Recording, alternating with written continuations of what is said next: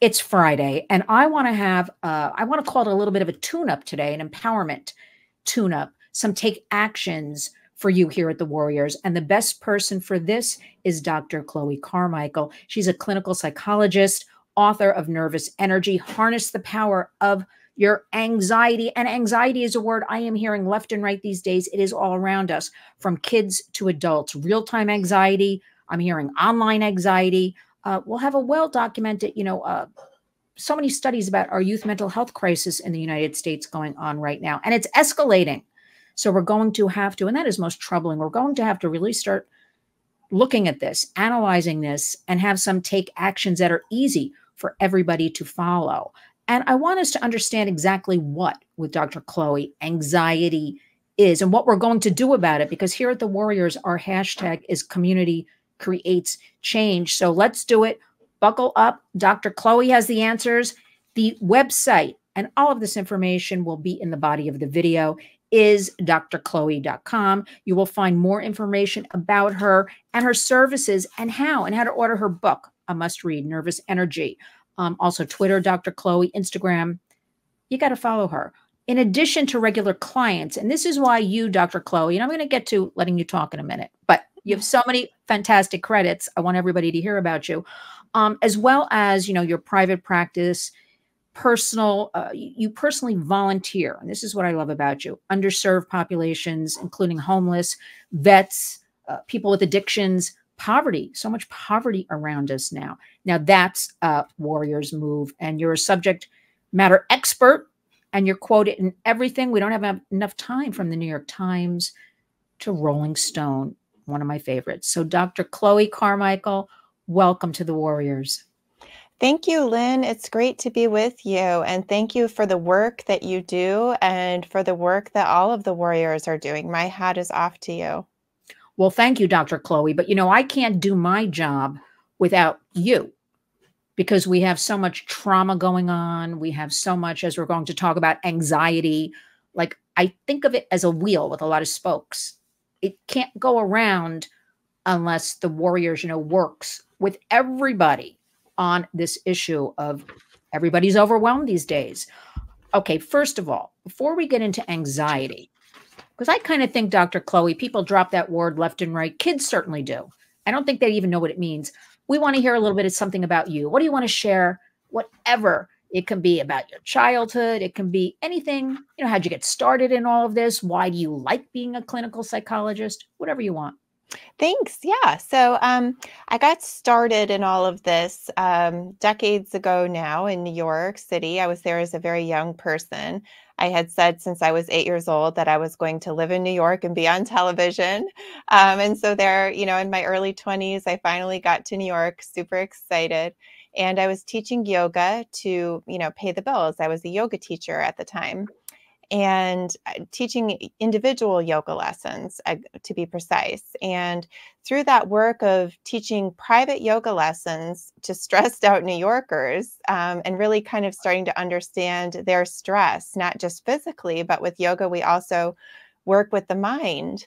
And that was actually what drew me in to want to get a PhD in clinical psychology, to be able to go deeper and understand the way that, these incredibly sharp, intelligent people, that their minds were working. And then once I had my private practice and I was working, again, just with these really driven, amazing New Yorkers, I noticed that a large share of them had anxiety, and they would kind of be a little bit, have a love-hate relationship with it. They wanted to not have the anxiety overwhelm them, but they were also, I think, correctly aware that on some level, this anxiety was giving them a little bit of an edge.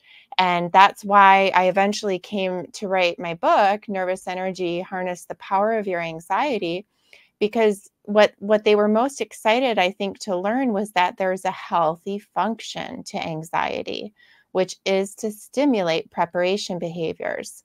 And so we don't want to, quote, get rid of anxiety any more than we want to say get rid of all of our body fat, right? You can have too much of something and it can overwhelm you, and, too much.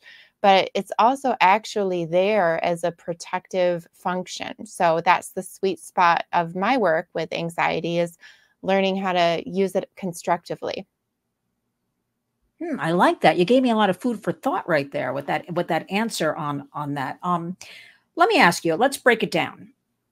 Explain, what is a clinical psychologist? We have to always remember, somebody listening may not have heard of that before. So I always like to explain different terms that are easy for you and me. But how would you describe that in a sentence or two? Sure. No, that's such a good question. As you said, there's so many degrees and types of, mental health therapists out there these days. It's hard to know.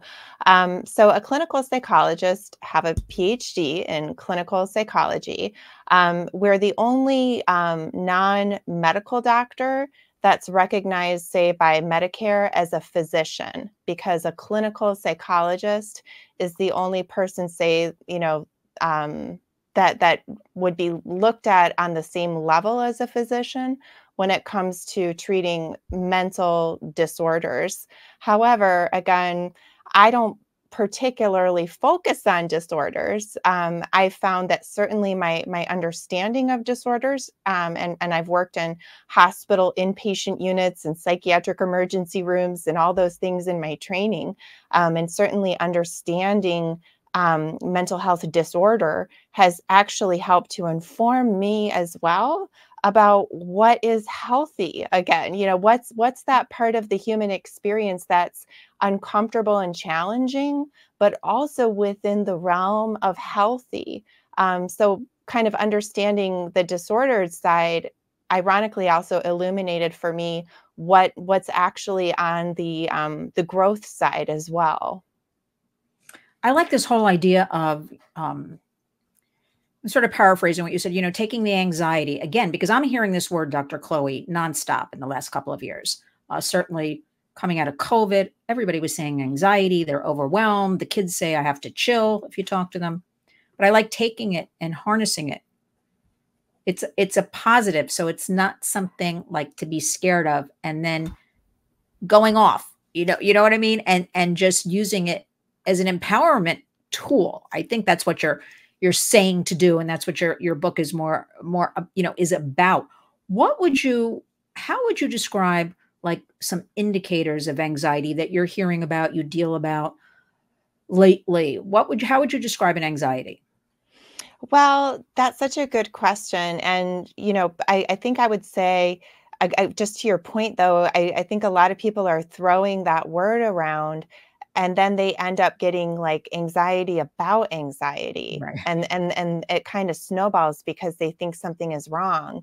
And of course, to me, it dovetails with the fact that another word we hear getting thrown around is uncomfortable, right? Like, oh, I was uncomfortable at that meeting. I was uncomfortable by what he said, as if we're supposed to be comfortable, all the time. Another phrase that we hear thrown around a lot that I think is relevant here is, young people will say that they're, quote, catching feelings, as if that's, something that we're not supposed to have. And so just to answer your question directly about, what really is anxiety, anxiety is a concern that we are not prepared to meet a challenge that we know is on the horizon, far or near.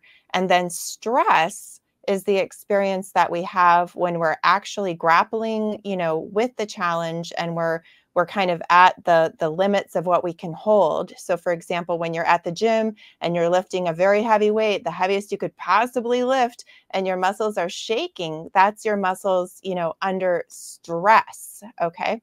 And it's important to remember, though, that stress is when the muscles grow.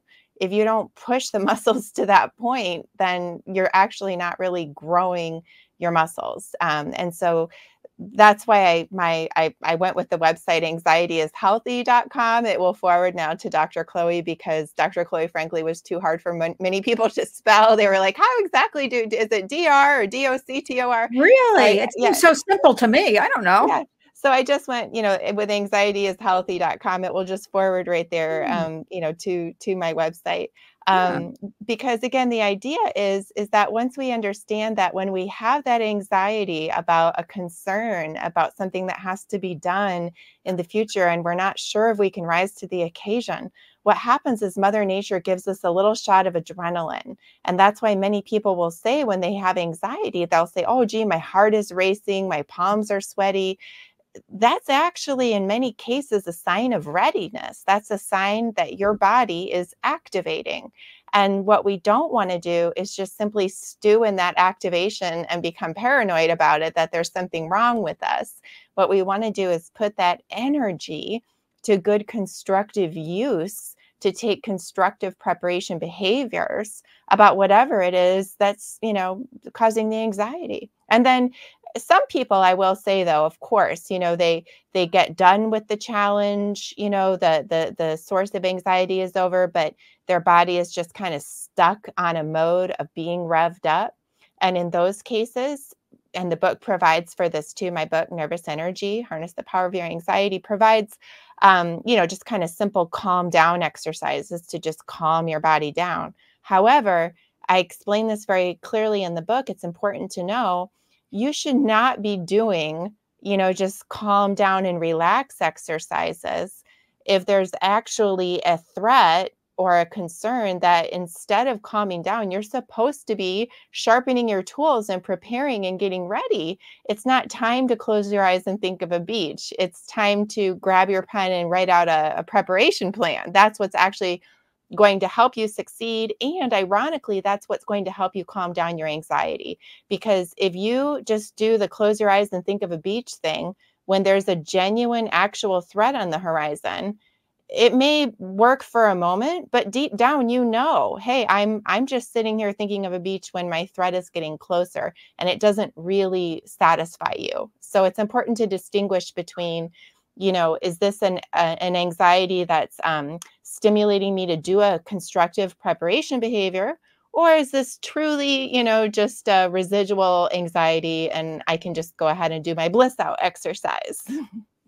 And I think that is what, the public as a whole has to really understand, like these appropriate kind of take actions, where to slow down, where to go forward.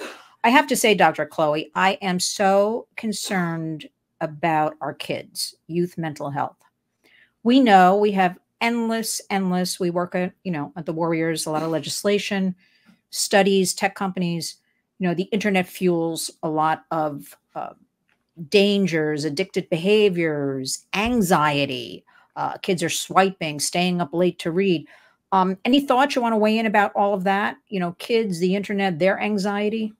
Yeah, I mean, first of all, I don't think that kids should be on the internet unsupervised, giving your kid a smartphone, it's like turning your kid loose in New York City at midnight. And, Right. I mean, yes, they're somewhat safe from the physical dangers, although there's certainly, many cases of kids through their phones connecting in real life, with dangerous people. But the thing we also have to remember is that kids' brains are soft. They are still in a mode, even as teens, that's designed to Right. be, learning and absorbing social norms and information and ideas about themselves and the world really at a hyper rate. And whatever you put in front of them is what's going to inform, that perspective. And so if, what you put in front of them is, an internet that's rife with a bunch of clickbait, or that's literally designed to trigger their insecurities so that they'll stay on a page longer and keep scrolling because the website makes more money that way. Right. It's truly toxic for kids and teens. Frankly, adults, we need to limit ourselves and be Yes. careful of our, social media diet. So I would definitely, you mentioned specifically kids and social media and scrolling and, anxiety. And yes, I agree that those things, one leads to the other, and it's not a coincidence.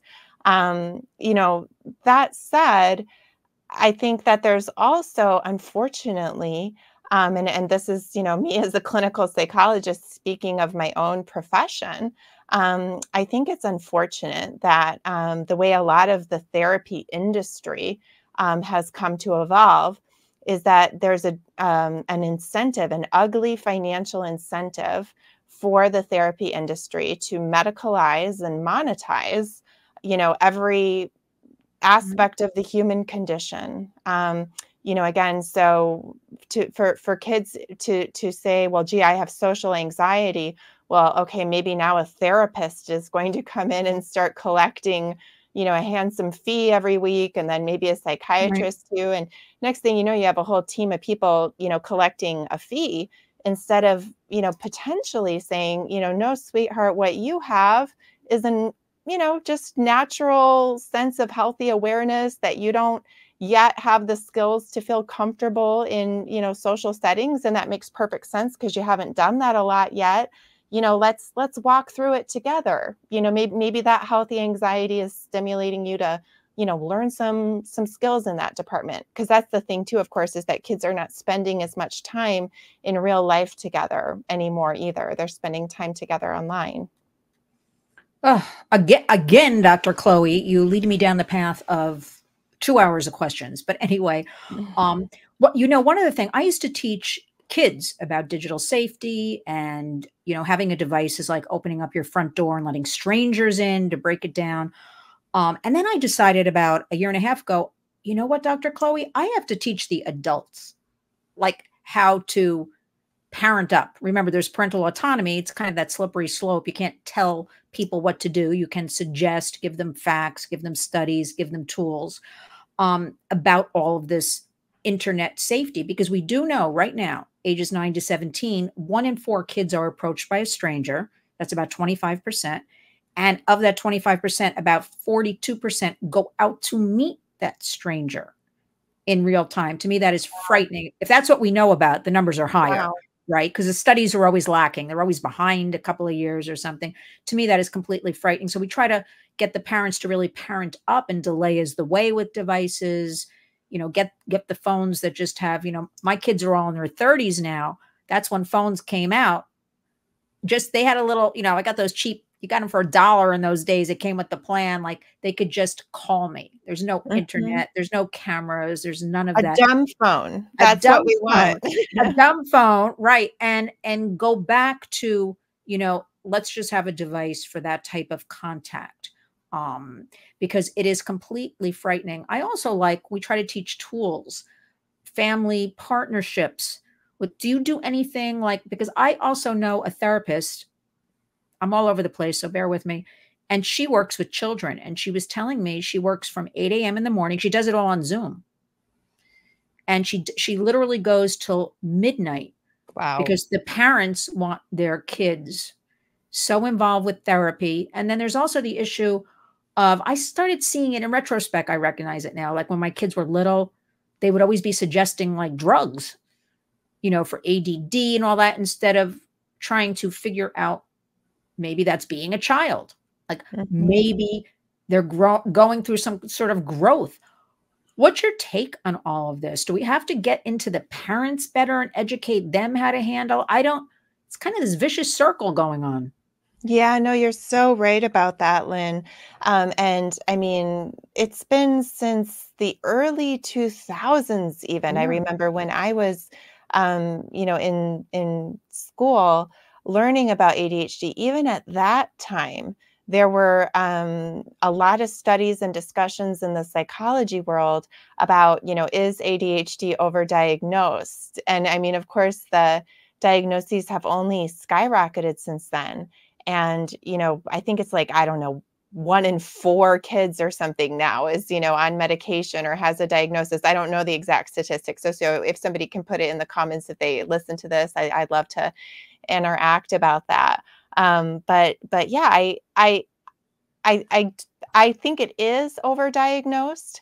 And I think you're right that it traces in many ways to the parents, but I don't want to blame the parents No, we're not because blaming. no, yeah, I think the parents have been in many ways kind of misinformed as well about what's reasonable for them to expect of their kids. I see a lot of parents that are afraid to discipline their kids, that are afraid to set limits with their kids, parents who are so busy that nobody is really spending time and really directly supervising the kids and teaching the kids personally about self-discipline and self-control.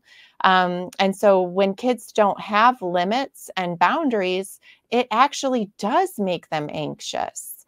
They actually do feel overwhelmed. So again, I think you're absolutely right to notice the issue with the parents. I think it's an interaction of parenting and an interaction of the increase in, social media. And it's a short-term fix where it feels like a quick fix to people to say, oh, the problem is just that he has ADHD. Right. Gee, now we don't have to, deal with the fact, that it's disrespectful for him to get up and walk out of the classroom while the teacher's teaching. We can just chalk that up to ADHD. When in fact, oftentimes it's really something that's a lot deeper. It's interesting because why do you think parents are so afraid? And again, we're not blaming parents. Our whole goal, the work you do, the work we do at the Warriors, is to empower, to talk about issues that parents and caregivers need help with, to give them, again, to use that word, tools. We want everybody to be helped. Just going back to the doctors, I just know, like, I used to even think decades ago when my kids were little, the doctor's right, because it's the doctor, the pediatrician or something. Like, I didn't question really anything. And I think parents think the same way. They'll say, well, I saw that on I won't name a network. I saw that on such and such a news. I'm like, well, did you investigate? Did you do some of your own? Because we do have the internet. It's not going away. I love it. You love it. It's amazing, right? We do so much work. You and me are able to connect, to do an interview, talk together, but we have to have some guardrails. I also think people have to really get back to the basics. And I love that you talk about self-esteem, mental health, also yoga, physical activity, right? We got to get the kids into, I'm like, plant a plant, go out with nature, take a 5-minute walk, just like simple tidbits. So true. So true. So many little things put down. Everybody reads on their phones and laptops, computers. Kids have access to 4 different devices in their homes. And again, that is ages 8 to 18, almost laying out this pathway. So give us, I know you're into yoga, which I love so much. You're so good at it because I was looking at things. Give us like a little prescription right now. Summer, everybody's kind of off, being a little lazier than usual. Again, we have a lot of parents that work, so it's tough. I think kids need sort of a daily routine. You have to kind of indoctrinate them, to use that word, they do better with a routine. What would be some of your tips you would give out to parents, for kids, for themselves? Because again, we want to nourish the parents and help them along to deal, because it is an overwhelming environment. We have to talk about the reality. It is craziness today. You're so correct. And again, I'm really not blaming the parents. If anything, truly, I'm blaming my own industry, the mental health industry, which I think, as you said, many parents are conditioned to just, listen to, quote, the doctor, whereas in many cases, it's not even a senior clinician. It's, somebody with like a master's degree in kind of a somewhat related field that may not even really fully have the understanding that they would need in order to, make the recommendations that they are. And, there's been some interesting studies too about therapists themselves that might have their own narcissism or their own political agenda or all kinds of other things, that are polluting and clouding things for the parents who are just simply trying to understand, what's going on there. So to your point, what can parents do? Well, for example, as you mentioned, even physical activity. I don't think it's a coincidence that, anxiety and ADHD and all these things are going up at the same rate as obesity, right?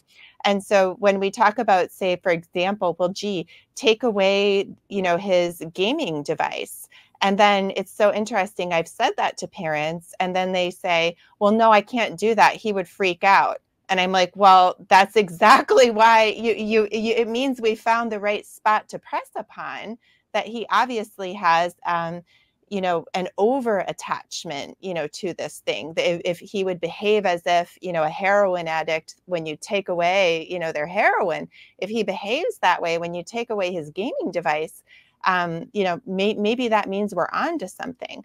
But to your point as well, we don't just take it away and then not fill that void, with anything else. And so absolutely, I think you're 100% right about routines. So for example, I actually saw a really clever trick that a mom did. I'm a mom too, but my son is only 7, so we're not really in that stage yet.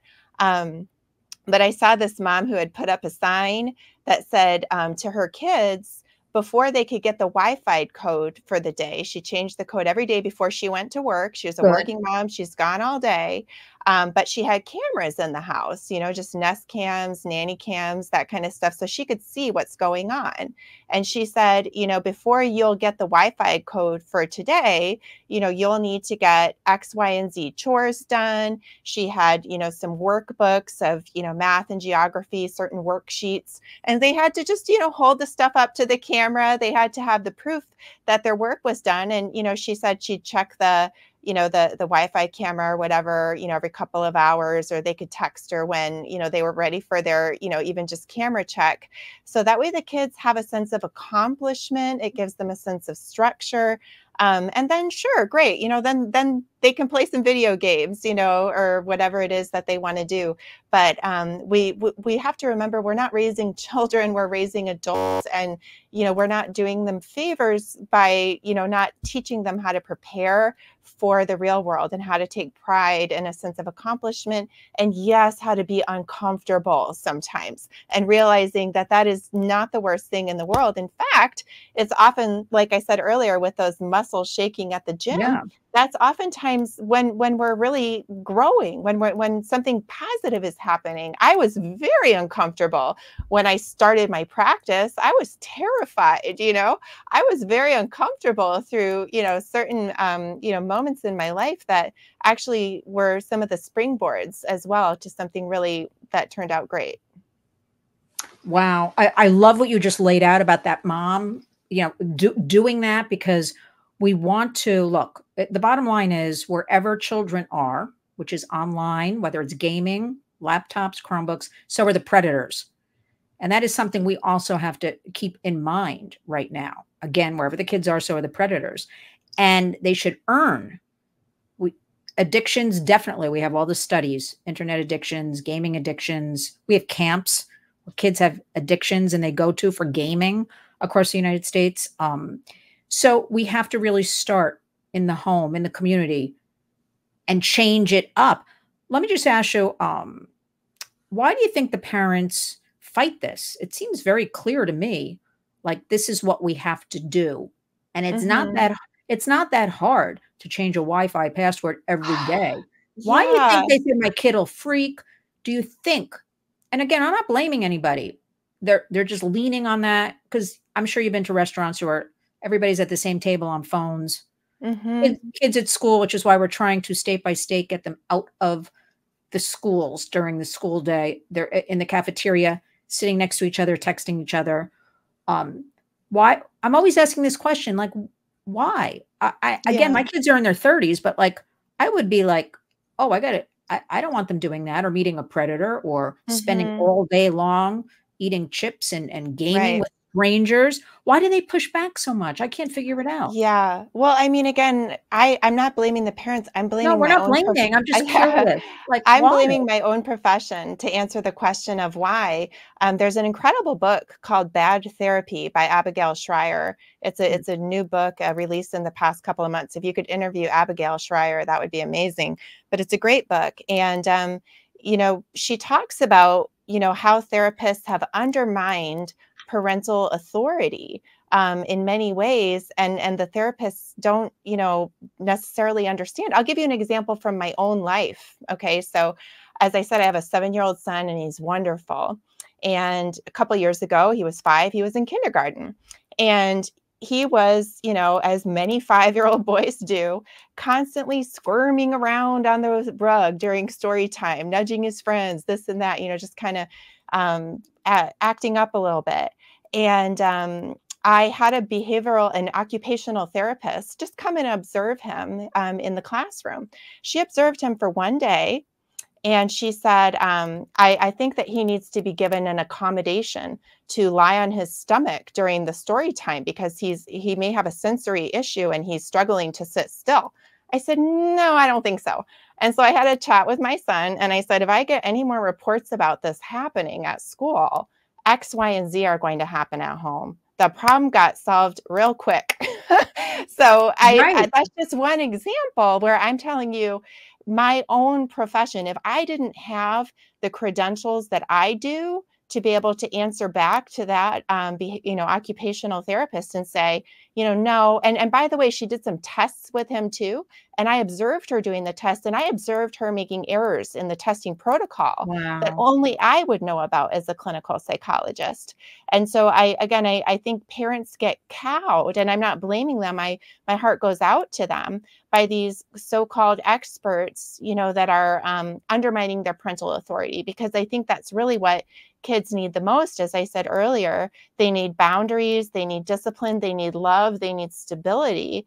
And really that should be coming from the parents. So I know that parents are busy and stressed out. And I think sometimes as well, because of that, they don't want to take, if they have limited time with their kids, they don't want it to be spent on discipline because they feel like, well, I just want to have some good times with my kids. But ironically, that's kind of like filling up on junk food.